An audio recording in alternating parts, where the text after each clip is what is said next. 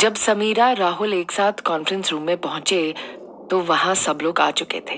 समीरा और रेहान को लेकर जितनी भी अफवाहें उड़ रही थी सबको पता थी। यहाँ तक कि उसके डिमोट होने के बारे में भी सब जानते थे। सबको इस बात पर पूरा यकीन था कि रेहान समीरा से नफरत करता था, इसीलिए बार बार उसे सबके सामने बेइज्जत करता रहता था। राहुल शर्मा 40 साल का अनुभवी आदमी था जो अपने काम को बहुत ईमानदारी से करता था। उसे लापरवाह लोग बिल्कुल पसंद नहीं थे। मीटिंग में आए एक आदमी ने राहुल से पूछा, आज तुम इतनी देर से कैसे आए? तुम्हें पता है ना रेहान सर वक्त के कितने पाबंद है? राहुल बोला, सर वो अभी एक मीटिंग की फाइलें तैयार नहीं हुई थी इसलिए देरी हो गई। वो आदमी बोला, ऐसे कैसे तैयार नहीं हुई? मैंने कल ही तुम्हें ये काम सौंप दिया था। राहुल ने समीरा का हाथ पकड़कर उसे आगे कर दिया और बोला, इसकी वजह से देरी हुई, इसने काम पूरा नहीं किया। सबने बोला, इस काम से समीरा का क्या लेना देना? रेहान के चेहरे पर कोई भाव नहीं थे। वो चुपचाप बैठकर सब कुछ देख रहा था। लेकिन जब राहुल ने समीरा का हाथ पकड़ा तो उसे बिल्कुल अच्छा नहीं लगा। राहुल बोला, इसने आज ही क्लर्क का काम संभाला है। मैं इसकी काबिलियत जांचना चाहता था। इसने इस सब काम को पूरा करने की जिम्मेदारी ली।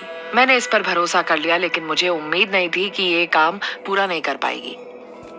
फिर वो आगे बोला, सॉरी सर, मेरी गलती है। मुझे इस लड़की पर भरोसा करना ही नहीं चाहिए था। मीटिंग में बैठे सब लोग जानते थे कि समीरा बहुत काबिल है और राहुल अपनी गलती छिपाने के लिए उसे दोषी ठहरा रहा था। लेकिन रेहान के सामने किसी ने कुछ नहीं कहा। सब कंफ्यूज थे कि रेहान इस बारे में किसकी साइड लेगा। समीरा बिल्कुल शांत खड़ी थी। उसे अपने हाथों में एक बैग पकड़ रखा था। उसे किसी बात का कोई डर नहीं था। मुझे तो लगता है तुम भरोसे के लायक नहीं हो। अचानक कॉन्फ्रेंस हॉल में अभिजीत की आवाज गूंजी। राहुल बोला, अभिजीत सर, इसमें मेरी क्या गलती है?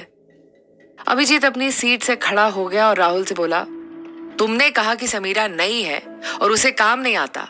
तुम जानते हो कि ये प्रोजेक्ट कितना इंपॉर्टेंट है और हमें हर हाल में सारी फाइलें आज तैयार चाहिए थी। लेकिन तुमको वही वक्त मिला इसकी काबिलियत जांचने का। कम से कम बैकअप प्लान तो रखते। लेकिन तुमने बिना हमसे पूछे ये काम नई लड़की को सौंप दिया। सबसे जरूरी बात, खुद की गलती इसके सिर पर डाल दी, जबकि असल में तुम्हें अपनी गलती की जिम्मेदारी लेनी चाहिए।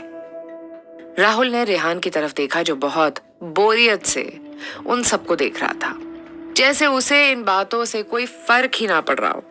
राहुल बोला, अभिजीत सर, आप सच कह रहे हैं। मुझे बैकअप प्लान रखना चाहिए था। लेकिन अभिजीत उसकी बात काटकर बोला, देखो, अभी भी तुम अपनी गलती नहीं मान रहे हो। राहुल सिर झुकाकर बोला, सॉरी सर, लेकिन इसमें मेरी कोई गलती नहीं है। इस प्रोजेक्ट की जानकारी कहाँ है? रेहान ने अचानक पूछा। सब उसकी बात सुनकर दंग थे। रेहान ने समीरा को देखा और बोला, आज तुम्हारा पहला दिन था इसलिए तुम्हारी गलती माफ हुई, लेकिन तुम्हारी वजह से जो मुश्किल खड़ी हुई है इसे कैसे सुधारोगी? समीरा ने रेहान की आंखों में देखा। उसकी आंखों में दर्द साफ नजर आ रहा था। वो जानती थी कि उसने उसका दिल दुखाया है और उसकी गलती माफी के लायक नहीं है। लेकिन वो रेहान को समझाने का बस एक मौका चाहती थी। वो दोनों काफी देर तक एक दूसरे को देखते रहे। थोड़ी देर बाद समीरा बोली, ये सच नहीं है, मैंने कोई गलती नहीं की। सब उसकी बात सुनकर कंफ्यूज थे। समीरा ने अपने बैग से यूएसबी निकाला और बोली, मैंने सारी फाइलें तैयार कर दी थी, लेकिन ये कंप्यूटर बहुत पुराना है इसलिए अचानक बंद हो गया। लेकिन वो तो अच्छा है कि मैंने सारा काम पेन ड्राइव में सेव कर लिया था। समीरा ने पेन ड्राइव को लैपटॉप से कनेक्ट करके उनको अपने काम का प्रेजेंटेशन दिया। सब कुछ समझाने के बाद वो बोली, अगर आप मुझे थोड़ा वक्त दें तो मैं इसे प्रिंट करके ला सकती हूँ। सब उसका काम देखकर दंग थे। मतलब राहुल झूठ बोल रहा था? राहुल ने समीरा से पूछा, जब तुमने बैकअप बना रखा था तो बताया क्यों नहीं? समीरा बोली, आपने कुछ कहने का मौका ही नहीं दिया और ना पूछा। राहुल चुप था। उसे बहुत गुस्सा आ रहा था। आज समीरा की स्मार्टनेस की वजह से उसको सबके सामने बहुत शर्मिंदा होना पड़ा था। नकुल जो रेहान के पीछे खड़ा था अपनी खुशी को रोक नहीं पाया और ताली बजाकर बोला, गुड जॉब। समीरा जानती थी कि रेहान उसे टॉर्चर करना चाहता था, लेकिन उसका पलटवार काबिले तारीफ था।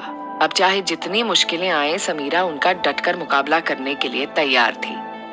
अभिजीत को समीरा पर बहुत गर्व हो रहा था। समीरा ने साबित कर दिया था कि वो कितनी काबिल है। इसके बाद वो राहुल से बोला, राहुल तुमने उसे नाकाबिल बताया था और अब तुम उसका काम देखकर क्या कहना चाहोगे? मुझे तो लगता है कि नाकाबिल वो नहीं तुम हो। राहुल डर से कांप रहा था, उसे समझ नहीं आ रहा था कि क्या कहे। रेहान की नजर अभिजीत पर पड़ी जो समीरा को देख रहा था। रेहान ये देखकर जलन से तड़प उठा। वो समीरा पर चिल्लाया, तुम अपने डिमोशन के पहले दिन ही चाले चलने लगी। तुम्हारी वजह से हमारी मीटिंग लेट हो गई। रेहान उसने जानबूझकर नहीं किया, अभिजीत ने रेहान को समझाने की कोशिश करते हुए कहा। लेकिन रेहान को इस बात से और गुस्सा आ गया कि अभिजीत उसके सामने समीरा की तरफदारी कर रहा था। रेहान गुस्से से बोला, इस बार तुम दोनों को बोनस नहीं मिलेगा। राहुल रेहान का गुस्सा देखकर थर थर कांप रहा था, लेकिन समीरा बिल्कुल शांत थी, जैसे उस पर रेहान की बातों का कोई असर ना हो रहा हो। समीरा ने इतनी देर में सभी पेजों को प्रिंट कर लिया और फाइल बनाकर सभी के सामने रख दी। इसके बाद मीटिंग आराम से चलती रही। उसने सबके लिए हमेशा की तरह कॉफी बनाकर सर्व की। समीरा को समझ नहीं आ रहा था कि इतने बड़े प्रोजेक्ट का काम उनके डिपार्टमेंट को क्यों दिया गया था। उसे क्या पता था कि ये सब रेहान की प्लानिंग थी। मीटिंग खत्म होने के बाद सब लोग एक एक करके बाहर जाने लगे। समीरा को कोई जल्दी नहीं थी, वो वहीं खड़े होकर सबके जाने का इंतजार करने लगी। राहुल उसके पास आकर बोला, चलो वापस चलते हैं। समीरा ने कोई जवाब नहीं दिया। वो रेहान से बात किए बिना वहां से जाना नहीं चाहती थी। वो उसे बताना चाहती थी कि उसने जो कुछ भी कहा वो सब झूठ था। राहुल बोला, तुमने सुना नहीं, मैंने कहा वापस चलो। समीरा बोली, राहुल तुम जाओ, मैं थोड़ी देर बाद आती हूँ। राहुल ने गुस्से से पूछा, क्यों? क्या मेरी शिकायत करने के लिए यहाँ रुकी हो? समीरा बोली, मैं इतनी घटिया सोच नहीं रखती, मुझे कुछ पर्सनल काम है। राहुल बोला, ऑफिस टाइम पर कोई पर्सनल काम नहीं करना, चलो मेरे साथ। ये कहकर उसने समीरा का हाथ कसकर पकड़ा और उसे खींचते हुए ले जाने लगा। समीरा को छूने से उसको महसूस हुआ कि समीरा की स्किन कितनी मुलायम है। वो बिना सोचे समझे समीरा के हाथ को दबाने लगा। समीरा को बहुत अजीब लग रहा था। उसने कहा, मेरा हाथ छोड़ो। राहुल बोला, ठीक है, लेकिन मैं तुम्हारा बाहर इंतजार करूंगा। राहुल के बाहर जाने के बाद समीरा ने सबके जाने का इंतजार किया। फिर रेहान के सामने खड़ी हो गई। वो बोली, रेहान वो कल जो हुआ। लेकिन इससे पहले कि वो कुछ कह पाती, रेहान का फोन बजा। उसने फोन उठाकर पूछा, क्या बात है? थोड़ी देर तक रेहान फोन पर बात करता रहा, फिर नकुल से बोला, चलो हमें कहीं जाना है। नकुल ने मजबूरी से समीरा की तरफ देखा। रेहान ने समीरा को पूरी तरह से इग्नोर कर दिया, जैसे वो उस कमरे में थी ही नहीं। इससे पहले कि वो रेहान के पीछे जा पाती, उसे किसी ने आवाज देकर रोका, समीरा। उसे मुड़कर देखा तो अभिजीत उसे देखकर मुस्कुरा रहा था। उसे हैरानी हुई कि अभिजीत कमरे से गया क्यों नहीं। उसका ध्यान रेहान के अलावा और कहीं नहीं था, इसलिए उसने देखा नहीं कि अभिजीत भी उनकी बातें सुन रहा था। अभिजीत समीरा का चेहरा देखकर समझ गया था कि समीरा उसे देखकर खुश नहीं थी।